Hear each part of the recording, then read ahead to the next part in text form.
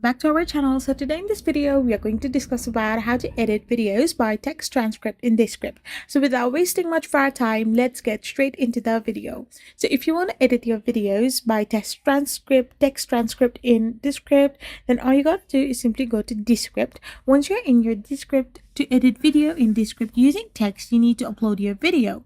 You need to let it transcribe, and then you can edit the transcript like a Word doc by deleting text to cut video, cutting, pasting to rearrange, and using C key or right click for correct mode to fix transcription errors, which automatically syncs the edits to your video audio timeline. This will simplify the process significantly, and you can also use AI tools like Underlord and remove filler words for quick polishing before exporting. So this is how you can simply do it. I hope you found this video helpful. Don't forget to hit that subscribe button and do give us a thumbs up. We will be back again with more informative videos. Thank you for watching and stay tuned for our next video. We will be back again really soon.